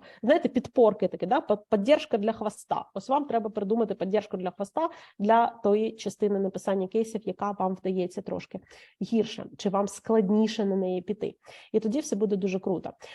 Я знаю ще одну людину, котра така дуже-дуже системна, кіборг просто трудоголік, і вона, щоб не бігати, тому що їй було дуже важко бігати за експертами, вмовляти їх, вбудовувати всі відносини, потім знов-таки питання, а вона прям систему почала міняти з самого верху. І їй сейлзи і інші там люди відправляють на контент-відділ певні апдейти, тобто вони з такою ініціативою виступили, що ці апдейти по цифрам проєктів, вони надходять просто в контент-відділ. Це просто дуже круто, бо людина так вирішила питання збору даних хоча б там процентів на 60. Тобто думайте про те, як цей процес оптимізувати, бо це дійсно можливо і це нормально, якщо якась частина в нього якщо якась частина в ньому не працює, як би ви хотіли. Так, написала Іра пост, бо вона розуміє, що дуже багато я розмовляю і можна відповісти на всі питання. Я дуже прошу, Іра, туди скопіюй питання Олесі про словосполучення, які краще уникати, тому що мені про це трошки треба подумати, і я краще напишу, я обов'язково відповім на це питання, але я краще відповім на нього письмово, буде більш адекватно. Підготовка питання, ще раз дуже коротко, відкриті питання, тобто ми розуміємо, що таке відкриті питання, намагайтеся, щоб їх в вашому опитувальнику було десь процентів 80, так точно. По всьому процесу, якщо ви не розумієте, як відбувається процес тестування і процес розробки, чи якісь інші IT-процеси, які ви продаєте, будь ласка, дайте собі часу на те, щоб це зрозуміти. Подивіться курс на Udemy, будь-що на Udemy за 100 гривень можна купити і подивитися в дуже простому форматі, десь годину-півтори, зрозуміти абсолютно все. Я там Product Development дивилася, все ясно. І тепер я можу йти до людини і задавати питання в контексті. Да? І вам потрібні питання по всьому процесу, тому що оці проблеми і вирішення питань вони виникають не тільки з ті проблеми, які по всьому процесу, і ви вирішуєте не тільки ті проблеми, з якою до вас клієнт прийшов, а багато ще проблем, котрі виникли по всьому процесу. І знову таки, коли людина вас читає і хоче наняти, вона розуміє, що ви готові до цього. І знов таки зараз дуже велика орієнтація на якісні процеси, тому процес треба знати. Технічні питання, організаційні питання, особисті питання. Що я маю у увазі на особисті питання? Це будь-які проблеми з менеджментом, це проблеми комунікації, чи якісь там, коли просили замінити експерта, чи, наприклад, там помінявся менеджмент, чи щось таке. Це все теж можна питати, як про це казали. Технічні питання, як ми це робили, організаційні питання, як менеджерилась команда, який був обраний engagement model, по якому типу менеджменту, типу організації ми працювали, там Kanban чи щось. Тобто про це теж ми питаємо. І готуйте фоллоуапи, тому що вам може дуже пощастити, і ви прийдете до людини, котра не просто добре знає, ще й добре розповідає і любить все це діло, і ви задаєте їй одне питання. В мене тут було таке інтерв'ю, я дуже довго готувалася, я там наготувала кучу питань з фоллоуапами, я прийшла і кажу: дорогий там Брюс, що ви можете сказати, от як в реальності відбуваються такі процеси? І наступну годину я просто слухала абсолютно структуровану, чудову розповідь там з декількома фоллоуапами, які я задала. Бо людина просто 30 років цим займається, дуже любить цю справу. А дуже часто так буває, що ви приходите і ви кажете там: а як ми це робили? Вони кажуть: ну як? Налаштували автоматизацію, значить ми. Ну і норм. Ну вони довольні залишилися. Ви розумієте, да? Все, ви не можете нічого про це написати. Тому на кожне питання, особливо на важливі питання, думайте про фоллоуапи. І для цього вам необхідно знати процес. Я не можу це просто підкреслити достатньо. Якщо ви не розумієте, як це працює, якщо ви не покопалися достатньо, ви не зможете нормально попитати людину. І потім я читаю про те, що експерти нам не дають інформацію, нам погано експерт розказав. Як питали, як питають, так і розказують. Іноді є виключення. Десь 5-7 людей, як ти їх не питай, вони тебе не хочуть, питання не хочуть, нічого розказувати не будуть. Але це дійсно дуже мало людей. Якщо вони бачать, що ви розумієте, вони будуть з вами спілкуватися. Як підготовили, так ви і напишете. Чому я так багато, майже весь час я витрачаю тут зараз на підготовку? Тому що написання займає найменше часу, і ви вже просто описуєте ту інформацію, котру ви отримали. Це не такий складний процес. Ось тут я не хочу дуже багато зупинятися. Я написала приклади. Питаємо про компанію, як робити і як не робити. Да? Тобто розкажіть про компанію, це не питання. Це іноді може бути питання. Можете сказати: розкажіть про компанію. Людина щось розказала, тому що такий підход, він дає людині можливість відразу вам розказати, що їй там болить трошки. Да? Але потім ви задаєте оці фоллоуапні питання. Тобто ви можете цей слайд бачити не як отак питати не можна, а як основне питання і якісь фоллоуапс, які можна задавати. Тут не могло ніяк влізти всі питання, які можна задавати на кожному етапі. Я зараз роблю підборку цих питань, і Богдан, в нас же є імейли людей, котрі записалися, правильно? Залишали люди? Звичайно, все є так. Так. І ми зможемо розіслати документ, правильно? Зможемо. Так, я підготую, та просто в мене є PDF-ка, в котру я збираю дуже багато питань, які я задаю, якісь вам будуть актуальні, якісь ні, але ми обов'язково вам їх надішлемо. Відбійтеся в чаті, мені просто цікаво, на якій мові вам би це хотілося отримати, на українській чи на англійській, чи на обох. Так, питаємо про компанію. Та сама історія, боже, вибачаюся, тут є якісь там коми недоречні, але щось я не відредагувала, коли будемо розсилати, відредагуємо. На обох. Оце я люблю, оце здоровий український підход, на обох. Дайте дві, мені подобається. Так, що було не так і чому? Да? Це ще далі розказую, які питання про компанію і про рішення, і про інше задавати. Чи ставити, чи не ставити. Я не буду це все зачитувати, просто це приклад того, як можна розкрити базові питання, які ми всі ставимо, а потім дуже сильно дивуємося, що нам потім немає інформації, з якої писати кейси. 350 раз повторюю, ваші питання мають так підводити експерта до таких відповідей, котрі ви думаєте, хоче прочитати ваш наступний клієнт. Ось так це працює. Питаємо про результати. Так, тут трошки є про питання і як оформлювати результати, що погано, що не дуже, а що прям дуже класно. Тобто, якщо ви пишете, що ви просто там допомогли компанії вийти на якийсь новий рівень доходу, так можна написати про що завгодно. Напишіть. Правда, напишіть. І ми теж так іноді пишемо, якщо немає ніякої вже інформації. Але здебільшого хоча б на оцей середній рівень, коли ми можемо уточнити, що це не просто новий рівень грошей, а саме в який рейтинг піднявся, за рахунок чого ми це зробили, більш конкретно, чого ми досягли, то робіть це. Звичайно, якщо у вас є доступ до інформації, як нам показує цей посміхаючийся чоловічок, то це дуже круто. Так, про питання. Дивіться, яка історія. Тут є питання, які нас повертають коли ми спілкуємося про результати, в нас є питання, і ви побачите їх в документі, які нас повертають до дуже різних стадій. Тобто і до стадії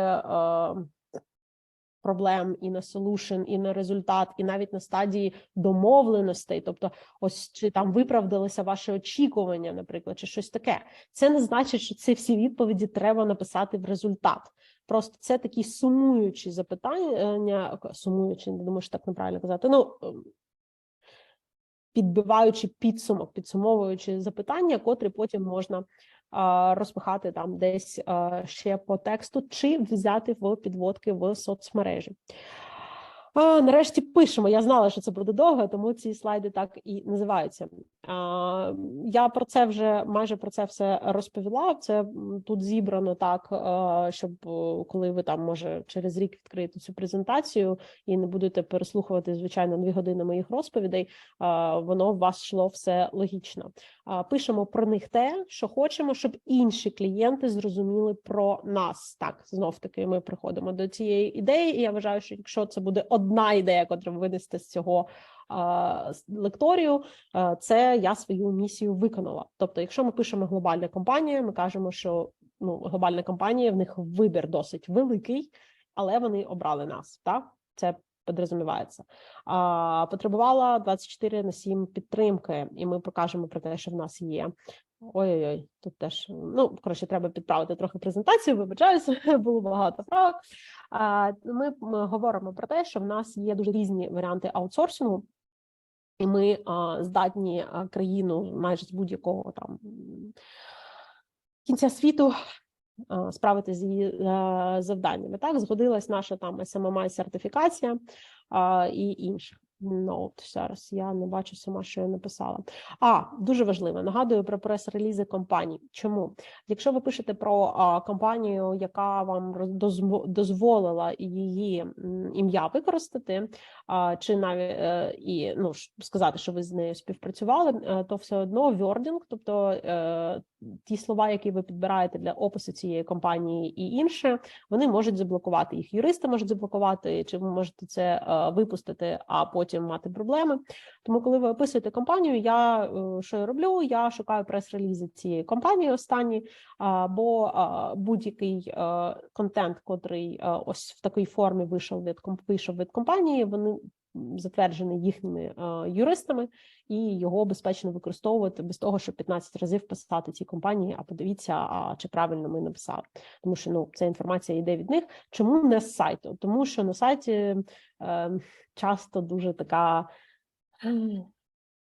Ну, коротше, прес-релізи іноді більш детальні, менш рекламні, при тому, що це теж маркетинговий матеріал, і там можна знайти якісь цікаві факти про те, що вони зараз роблять, і використати це, щоб продвинути себе. А в солюшенах я хочу сказати про перше, пам'ятайте про те, що вам треба закрити всі челенджі, котрі ви написали зверху. Тобто, якщо ви поставили якусь проблему, то ви не можете про неї не сказати в рішеннях. І якщо якусь проблему ви не змогли вирішити, але було дуже важливо її згадати, то так і пишіть, що а ось цю ми там на наступний період перенесли, тому що були якісь інші питання, чи вирішили цим зараз не займатися, тому що клієнт хотів все і відразу, а так воно не працює. Чи якісь були limitations, тобто до нас, наприклад, прийшов клієнт, він хотів і те, і те, і те, і те, але мав змогу оплатити тільки 20 годин на тиждень роботи, і тому нам це дуже круто написати про такий limitation, це дуже круто написати про те, що ми вирішили це тестове питання за 20 годин на тиждень, але дещо довелося перенести на інший період. Cherry on top – це рішення, про яке нас не просили, але ми його придумали, і нам за це дуже вдячні. І це треба виділяти. Чому? Тому що, наприклад, точаться бої щодо якихось УТП, і я вважаю, що, наприклад, в нашій компанії УТП важливо це те, що нам дійсно на всіх рівнях не все одно. От я з людьми спілкуюся, хто більш такий хтось там включен в процес, хто менше. Але от все одно, людям не все одно. Так, знов-таки, все одно людям не все одно. І мені дуже важливо в кейсах це витягувати з людей оці приклади того, що нам не все одно, ми будемо битись за результат. Не за project management, за те, що там просто скоп ми зробили якийсь і пішли, а за результат. І хочеться це показувати. І, звичайно, коли ми даємо якісь пропозиції, можемо це додати до solutions, до моменту, де ми вирішуємо ці питання, це круто. І працюйте над цим. Я тут дала приклад, ми працювали з компанією, яка продає стоки, яка продає там акції і інші на ісламський ринок, і закон шаріату, він дуже сильно регулює, які взагалі фінансові інструменти люди в заливі можуть використовувати. І про це ми живучи тут, працюючи на нашому ринку, здебільшого не знаємо. Тут ми показуємо теж знання певного ринку, котрий може з нами працювати, і ми вже розуміємо специфіку, цю релігійну, котру нема в Америці, чи її нема в європейських завданнях. І ще ми кажемо, що не тільки її розуміємо, а ми можемо, ми їм додали певний фільтр, котрий їм допоміг ще більше оцих консервативних інвесторів залучити, тому що вони бачили відразу оці позначені, як дозволені акції, які можна було купляти. Тобто думайте, яким прикладом в кейсах можна продемонструвати те реальне чи, не скажу уявне, але УТП, котре ви хочете продати, скажімо так. Ви його маєте, по-перше, розуміти, тому спілкуйтеся про нього із з вашим керівником, із людиною, котра вас наймає, і думайте, тримайте в голові, а як цей кейс, як оці solutions, котрі ми описуємо, підтверджує нашу унікальну торгову пропозицію. Знов-таки ми пам'ятаємо, що ми всі продаємо зараз одним те самим людям на IT-ринку, і дуже важко виділитися. І якщо ви хоч трошечки щось нащупали, то просто педалюйте це як можете і тримайте це в голові, коли ви пишете питання, як я зможу проілюструвати. Якщо у вас з експертом вже ви не перший раз працюєте, спілкуєтеся, то ви так можете прямо і казати, що ось є така задача, давайте подумаємо, що було на проєкті, що може це підтвердити. І знов-таки я кажу про те, що руками писати кейс – це не складно. Оця вся підготовча робота, котра є, це 80% того, що буде вашим успіхом. Так, результати. Тут Бруклін Неш, я дуже раджу на нього підписатися в LinkedIn чи в Твіттері. дуже багато пишуть класних юмористичних, але дуже цінних маркетингових та контентних штук. Ну і справді, так, як ми подаємо результати, вирішуєте тільки ви. Це саме момент про етичність контенту, розумієте, і це етичність не тому, що це якесь там введення в оману, а тому, що ви написали, наприклад, кейс, а потім сейлс його взяв в собі в презентацію і розповідає, і його спитають, і коли у вас 4000%, а це там з 3 до 21, ну, ви розумієте, ви людину трошечки підставляєте. Ви хотіли написати красиво, щоб вам затвердили цю роботу, а потім починаються проблеми. Тому якщо ви граєтесь з цифрами, то грайтесь з ними етично, розумно і запитуйте, як, ну, щоб потім ви нікого цим не підставили. В мене моя подруга в минулому там фінансовий виконавчий директор великої e-commerce компанії своїм керівникам, там власникам казали люди, які, ну каже, там який, господи, отчет, репорт за рік. Вона каже, а ви який хочете почитати? Позитивний, негативний чи такий нормальний? Вони кажуть, нам цифри, які є. Вона каже, я з цими цифрами можу зробити будь-що. От будь-який репорт я можу вам зробити як математик. Так і тут. Ви можете передати цифрами майже будь-який меседж, але думайте про їх етичність і про те, як далі їх будуть використовувати і чи можуть їх підтвердити. Тобто я не додаю цифри, котрі ми не можемо підтвердити, якщо в селзів спитають. Звичайно, є цифри, які не можуть ніяк підтвердити, тому що ви під NDA, ви не можете дати скрини та інше, але вони мають бути реалістичні. Тобто, якщо ми там написали одне, що в нас там 2 тестувальника робили таку роботу, то ви розумієте, що до вас прийдуть і скажуть, а можна і нам 2 тестувальника за цей час от стільки всього зроблять. І якщо ні, то це проблема. Так, цифропроцеси і цифрами результати. Оце єдине, що я тут розкрию. Дуже часто це роблять, і я сама це роблю іноді, тому що там не встигаю, ну, ми всі розуміємо, чому. Не завжди можна нормально добитися цифр, чи не вистачає часу, чи просто пливеш за течією, чого, сподіваюся, там, New Year Resolution, да, наступного року буду намагатися в цій темі не робити. Підміняємо цифри процесу, цифри результати цифрами процесу. Тобто ми не пишемо те, як наша співпраця дійсно змінила життя клієнта, що йому стало краще, як, ну, ви розумієте, ми кажемо про те, що ми зробили. Тобто відкриваєш результати, і там написано, ми автоматизували стільки-то там тест-кейсів, там, автоматизували тестів.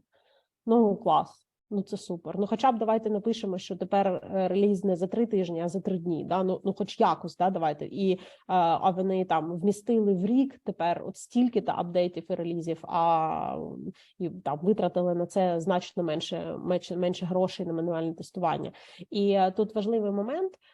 Ви можете деякі цифри результати взяти просто з інтернету, тому що якщо ви погуглите, наприклад, які там середні результати в грошах і в часу від автоматизації мануального тестування, то Google вам на це відповість. Це базові цифри. Ви можете про це писати, що там не можемо там розказати конкретні цифри цього клієнта, але вони в рамках там бенчмарків, в рамках стандартних, і, наприклад, 80% часу економить навіть базова автоматизація, і це там 70% бюджету на мануальне тестування. Ви можете це писати, і це реальні цифри, котрі є в інтернеті, і люди на них теж звертають увагу. Тобто так, це не цифра від експерта, це не цифра від клієнта, але це, як сказати, доведені фактами цифри, про які клієнт, котрий читає, котрого ви хочете собі забрати, може не знати. І це додатково та сама usable, actionable інформація, про яку я на одному з слайдів казала. Так, вибачте. Так, екстрас. Що може бути на сторінці, на самій сторінці тексту? Це може бути не ваше вже питання, як там копірайтера, але якщо ви працюєте в компанії і вам на все одно, Я ж, як я кажу, я вважаю, що це УТП нашої компанії, тому про це багато розмовляю. Що можна туди додати? Це схожі кейси, це виділені цитати, тобто думайте теж про те, що як ми читаємо.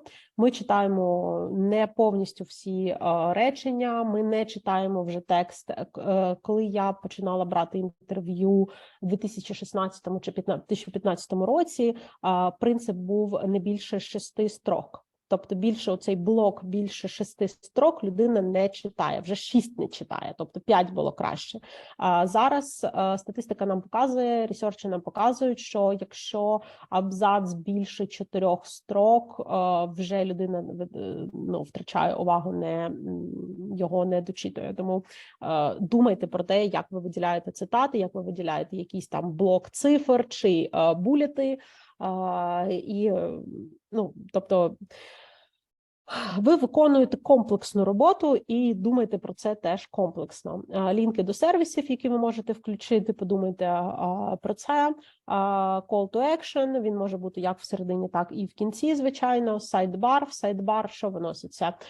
Це здебільшого, якщо є цитата від клієнта, тобто якщо є якась дякуємо, навіть якщо вона не підписана, тобто ви можете просто додати до посаду цієї людини, чи якийсь такий скрін, і він може бути абсолютно, ви знаєте, от в інтернеті, чим фіговіший цей скрін, тим він реалістичніший. Це можна додати, навіть якщо це виглядає не дуже з вашим корпоративним стилем, це питання довіри. І ще в сайдбарі можуть бути ссылки на інші схожі кейси, так, котрі ви робили, чи знизу, тут ваш вибір. Так, висновки, що ми для себе зрозуміли. Це такий момент, котрий вибивається від нормальної структури кейсу, але він мені дуже подобається, і якщо його візуально виділити, то, я не знаю, я бачила, як це роблять, мені це подобається, просто вирішила вам розказати.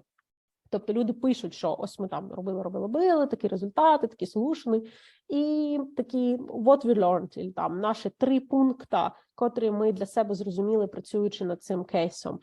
Що ви можете взяти для себе, навіть якщо ви не будете працювати з нами.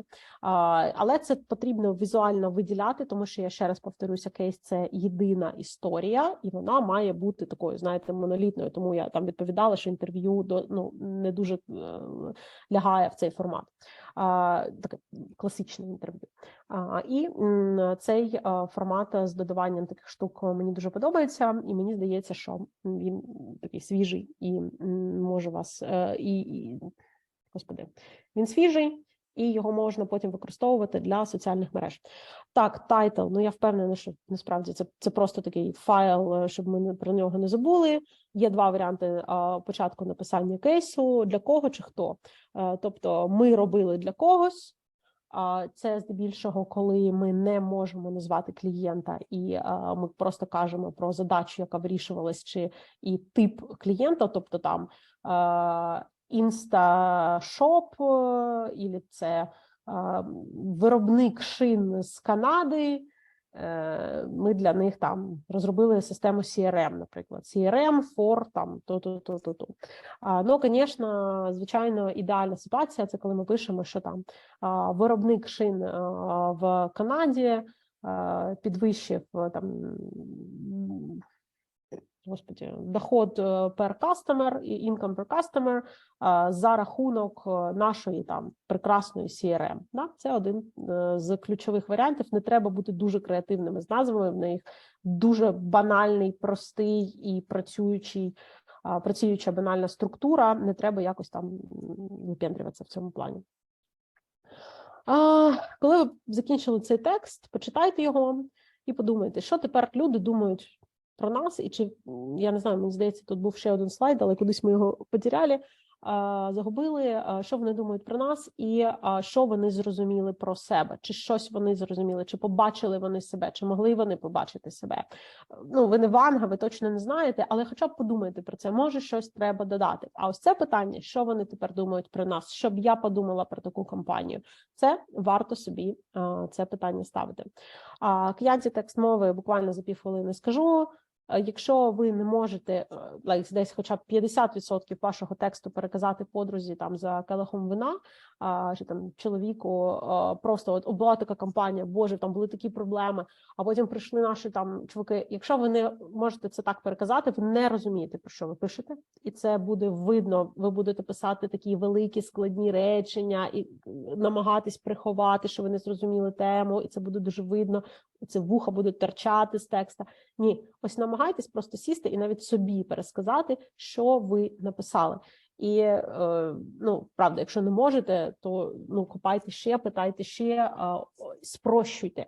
Якщо у вас дуже великі речення, які, коли ви починаєте читати, взагалі ніяк людина не може на слух сприйняти, це теж, скоріш за все, спроба виглядати розумнішими, ніж треба, спроба якось так, як, знаєте, як ми любимо написати красиво, багато, складними словами, але людина це, по-перше, не сприймає, і за цим є певна невпевненість. Якщо ми читаємо зараз таких крутих блогерів, то ми бачимо, що вони пишуть дуже коротко, дуже зрозуміло, і це тренд, який, я сподіваюся, буде дуже довго з нами. І це, не дай Боже, не про який там пиши, сокращай, це просто про здоровий глузд.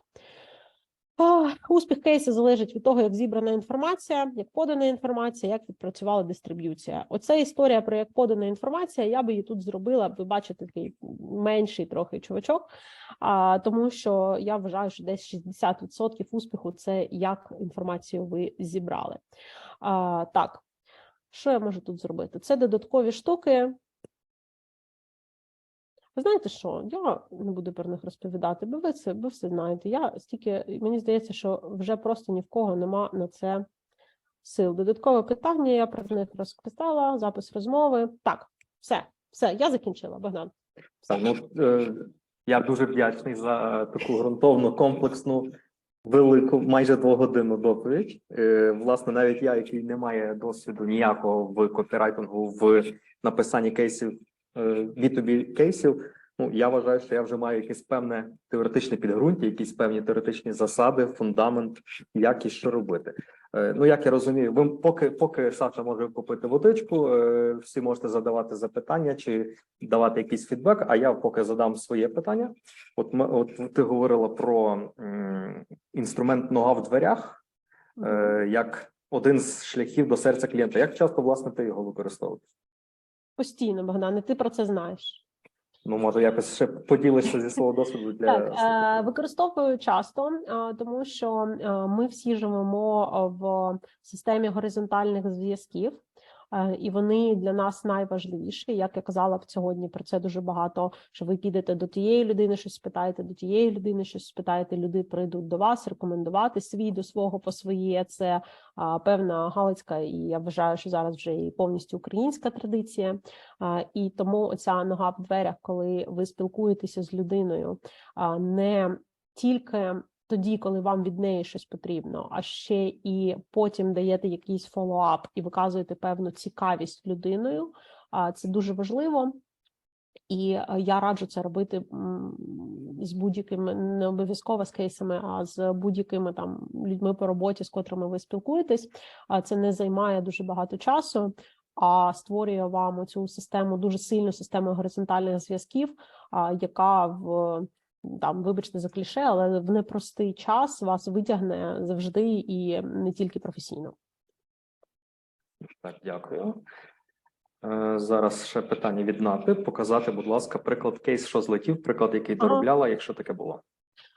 Ната, можу, у нас там буде, я не збирала, тому що в нас є там певні обмеження щодо прикладів, але я запрошу і покажу. Так. Ми додатково відправимо на пошту. Так, тоді давай я зберу тоді з цими питаннями, які в нас були. І тут ще такий дуже важливий момент, що для нас в цій сфері майже нема такої історії про кейс. Я навіть не знаю, як показати, який кейс. Я можу показати кейси, які наші сейлзи виділили як дуже помічні в їх роботі надалі, тому що ми не орієнтуємося на те, щоб кейс, котрий просто запущений, він там набрав дуже багато просмотрів в цьому. Ми більше їх використовуємо потім як вже такий точечний матеріал. Тобто ось це я точно можу показати, можу розказати, які виявилися цікавими. Питання від Анни, чи трекаєте результати? Трекаємо результати кейсів. Недостатньо. Я скажу, це правда, сподіваюся, мене завтра не звільнять, але недостатньо трекаємо результати, тому що їх важкувато виділити, і дуже багато суб'єктивної думки людей, котрі продають. Тобто вони можуть там потім сказати, що на основі ось цього ми зробили отак, чи на основі ось цього ми розказали про це відправили, і бачимо, що люди зацікавилися, задавали нам додаткові питання. І ще ми трекаємо, звичайно, ми трекаємо переходи, звичайно, ми трекаємо всі ці штуки. Це є, але якщо казати саме про результати такої прямої покупки з кейси, це досить складно для нашої індустрії. Так, залишаємо ще декілька секунд на додаткові запитання.